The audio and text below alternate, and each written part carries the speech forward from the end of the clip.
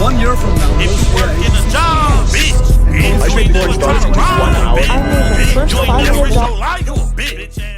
Neither our knowledge nor our insight will ever be increased to any great extent by a comparison and discussion of what has been said by others, for this is always merely like pouring water from one vessel into another. Only through our own contemplation of things themselves can insight and knowledge be really enriched, for it alone is the living source that is always ready and at hand. It is, therefore, curious to see how would-be philosophers are always busy on the former path, and do not appear to know the latter at all, how they are always concerned with what one man has said and what another may have meant. Thus they are, so to speak, always turning old vessels upside down to see whether some drop may have been left behind, whereas the living source flows neglected at their feet. Nothing so much as this betrays their incapacity and gives the lie to their assumed air of importance, profundity, and originality. When we were children, we entered the learning phase with the pressure of specialization. We have been imposed on the idea that teachers are the most knowing, parents are the most right, repairmen are the most hands-on, etc. They have their diploma, they have their acceptance, they sip on the blood of democracy, they eat the appetizer of ideology. This video has the potential to contradict all the recommendation I'm about to give. I want to explain the difference between a recommendation and advice. For example, YouTube may have recommended this video to you, but it didn't advise you to watch it, right? Because that would be equivalent to YouTube coming up to you and giving you active guidance. In cultures where this is prevalent, there is no recommending, only advice. There is an economic conditioning of the culture of advice because it is a matter of individualism. Unlike in the US, the collectivist order in South America and my country, Turkey, is not coincidental but necessary. Because while an American can rebel against their family and suddenly decide to go to Brazil, a young fella in Brazil cannot do the same, because up to that point, everything they have done has only constituted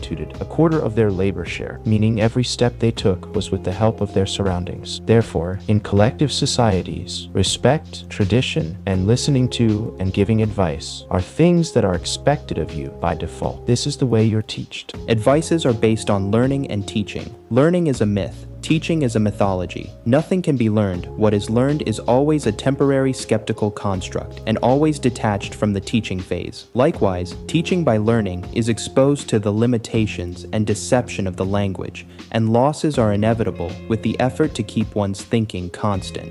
It's also impossible for X to fully convey his thought to Y. If there is nothing unknowable, that is the case.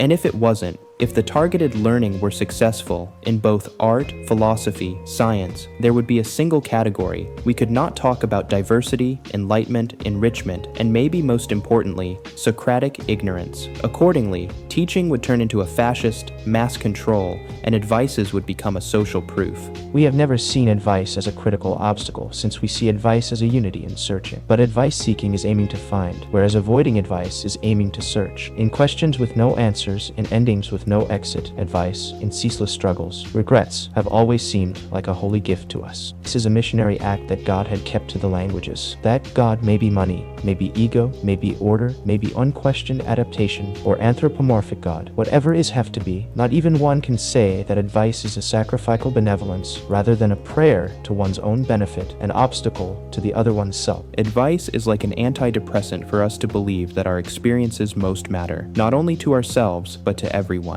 As if you've built a museum where you reflect your own thoughts and seeing people coming makes you feel superior, a sage. Now, social media took this another level. Advice seeking is not a new concern. Advice is an addiction that has existed since the existence of civilization. But, as with the pre-Socratic philosophers, the situation did not change after Socrates. It just became a subject. Modernity with its wealth and social pressure increased stereotype worshipping and perfectionism.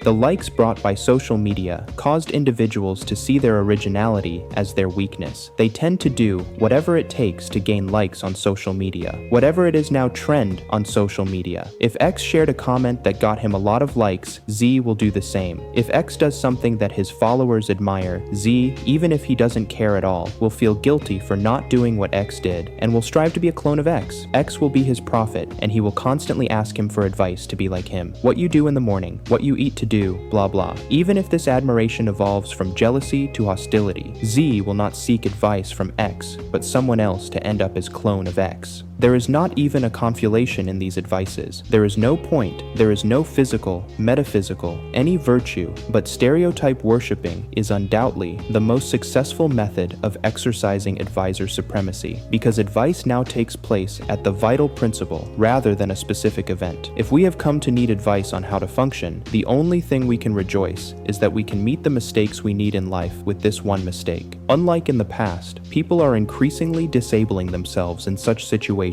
and relying on perfect internet advice for all their actions. Since it's easier to them, they love it. They don't think anymore because someone else's idea might seem better. What they do may be wrong, maybe not idealistic. We are drifting towards a perfectionist life, and we will miss the value of mistakes very much. What's even worse, someone else's idea is now becoming a famous person's idea for the sake of being SEO friendly, since everyone on the internet is a content creator now, and even if they aren't, they plagiarize simply because they believe in the fallacy that a celebrity's opinion is superior. All arguments are copy-paste arguments that lack original thought, following the pattern of, he said this, so it must be true. When you put it that way, it may not seem that deep, but hold my hand when I say this. Justifying Hitler for what the Jews are doing to the Palestinians also fits this fallacy. No way! It's Mein Kampf by Adolf Hitler! Thanks, Santa! I can't wait to start reading this! Dieses Buch gehört mir. Wer widerspricht, bekommt es zu spüren. He did this seeing how things turned out. Apparently he was right. No. And he was not an original thinker or a good presentation of the anti-Semitism either, because, in a somewhat strange way, Hitler's impressions from that time have come down to us today unchanged. Everyone knows that Hitler wanted to be a painter and was rejected. During this period, Hitler was living in Vienna, penniless, leading the life of a complete loser. At that time in Vienna, Jews held the most influential positions in many fields. Hitler's disappointments and failures gnawed at him from within, and the Jews who had achieved success and occupied positions in the upper echelons of society became a target for him. He began to label his own misfortunes as because of them. One of the people Hitler met during this period was Karl Lueger, the mayor of Vienna. Lueger was a pragmatic politician who skillfully used anti-Jewish rhetoric but actually maintained relationships with some Jewish bankers. However, Hitler fully believed and internalized these anti-Semitic ideas. Another influential figure was Georg Ritter von Schonerer, a staunch pan-German nationalist who viewed Jews as a threat to the German race. Hitler did not merely hear these ideas. He internalized them. But here's a real deal name. The name behind Hitler, Rudolf von Sebottendorff, the German occultist and politician regarded as the chief teacher by all Nazis and white supremacists. A student of Guido von List, the ideological father of the superior race concept and neo-paganism, and also a fellow disciple of Adolf Josef Lanz, another student of Guido von List, whom the Nazis recognized as their occult leader. Between 1901 and 1914, with his advanced knowledge and fluency in Turkish, Arabic, and Persian, he conducted research on Sufism and esotericism, particularly Turkish Sufism and Bektashism. In addition to his political activities in Turkey, in 1901, he moved to Hüseyin Fahri Paşa's farm in Bursa, Yeniköy. Sebottendorff mentions a Jew belonging to the Termudi family who helped him here. He recounts that he acquired information about occultism and the Rosenkreuzers order from this Jew, and later acquired the entire library of this elderly Jew. Through this Jew, he joined a Masonic lodge. However, 3,760 Jews are there registered in the Jewish yearbooks, and there is no family named Termudi among them. The surname Termudi is not a surname used by Jews. It is used more by Malaysians to describe people of Turkish and Middle Eastern origin. In his semi-autobiographical novel, Rosenkreuzers, Sebottendorff writes that he met a Muslim Malaysian on his journey before going to Egypt, and that the Malay advised Sebottendorff to go to Egypt.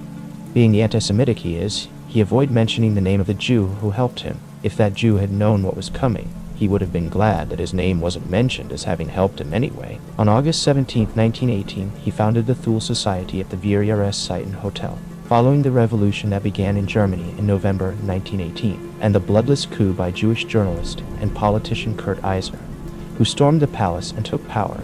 Sebottendorff launched a massive anti-Semitic media propaganda campaign under the headline, Jewish Conspiracy, through his own media outlet. In addition, he armed workers and young militiamen who were members of the Thule Society. His speech at the Jahreszeiten Hotel on November 9, 1918, was as follows. Yesterday we witnessed the destruction of everything we believed in and valued. Instead of our blood brothers, the princes, our mortal enemy, now reigns. We cannot know what will emerge from this chaos. Our discipline is Germanic discipline, and Germanic means nobility. Our sign in the runic inscriptions is R. Our Trinity is not the Father, the Son, and the Holy Spirit. Our Trinity is Wotan, Willi, and we. R represents the Aryan. It symbolizes the first fire, the sun, and the eagle. From this day forward, our symbol is the red eagle. It will remind us that we may have to die in order to live. We are all in danger. We will fight our most ruthless enemy, the Jew, to the end. This will be a war of an eye for an eye, a tooth for a tooth. As long as I hold the iron hammer of Thule in my hand, I am determined to continue this war. Germany had a king and a dynasty. Now it is gone. We need a Führer. If we cannot find one, it will be very bad for us. Chaos will ensue. We will wage our war on two fronts. Our war at home will be bloody and difficult. Our war abroad will be against everything that is non-German. The most famous and influential police chiefs of the era, Franz Gärtner and Ernst Poner, were members of the Thule Society. Hitler could only become chancellor in 1934 with Franz Gärtner's signature. Now, if you don't remember the advice culture phenomenon I mentioned at the beginning, rewind and watch it again and try to adapt it to what I'm talking about now, because that's what I've been trying to say from the beginning. Hitler was also a victim of this advice culture, and even though edgy teenagers will deny it, he was the most despicable leader. Because of Hitler, the Jews have an excuse. Because of you, Jews have an excuse. Do you know Brendan O'Connell? If you search for his name, at first you won't see anything suspicious, but then this comes up. A Perth man has been jailed for 3 years for racially vilifying Jewish people by posting an anti-Semitic video on the internet. The harsh truth is that the bombardment of anti-Semitic videos on the internet allows Jews to play the role of the humiliated victim. They have taken advantage of this throughout history. Despite Germany's Nazi past, why does no one speak of Germans with hatred? Or why are Germans not met with prejudice when we see them? Because they worked hard to ensure that this would not be the case, and Hitler, at his time, worked hard to ensure if modern German ever tried to power up, he would come to mind, and that's why Hitler was the worst. Because if Brendan had made his statement about Germans or Nazis, you know it wouldn't have been taken seriously. It wouldn't be hate speech, but freedom of speech. If Jews control the world, do you think they don't control the scrolling you spend all your time on? What's not a coincidence is that algorithms suddenly filled up with propaganda, half of which is nonsense. Because if something is trending, every content creator who wants to stand out will adapt something absurd to that trend, because it will make you stand out from the crowd and make you original. He was hero. He was incredible. He was the best. He was lovely. Lovely. Respectful. And she a painter too. Just don't give up, alright? The irony of a woman, especially a woman who was not even Aryan or German defending Hitler. They sterilized hundreds of thousands of women with disabilities, asocial women, psychiatric patients, anyone who didn't fit their twisted genetic checklist. Her womb was a tool of policy, her labor a cog in the war machine, her identity dissolved into a single command: serve the right.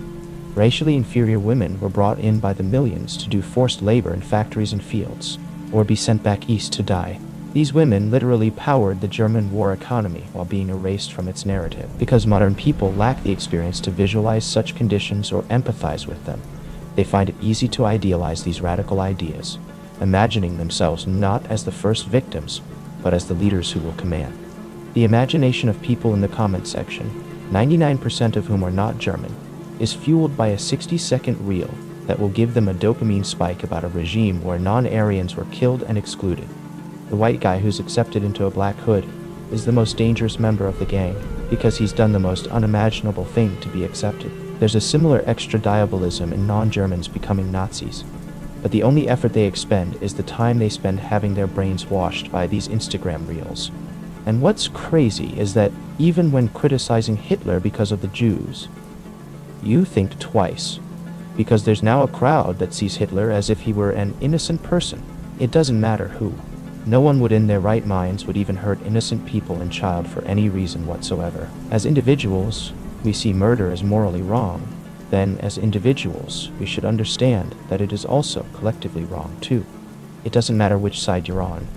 The fact that our capacity extends no further than choosing between two murderers means that we will continue to allow dictatorships for a long time to come. Just because these hidden truths appears in your feed, it doesn't mean you're smarter or more cunning than a diplomat who speaks 5-6 languages and has read a library's worth of books. Wake up to reality, boy. Those 50-year-old men don't spend all day on Instagram like you do. And the truth isn't suddenly being revealed in 2025. We've been repeating this conspiracy theory nonsense since the beginning of the internet, even before that. It means nothing. It helps nothing. Hitler is an example of this. If the same perfect path always leads you to defeat, maybe it's time to move beyond that strategy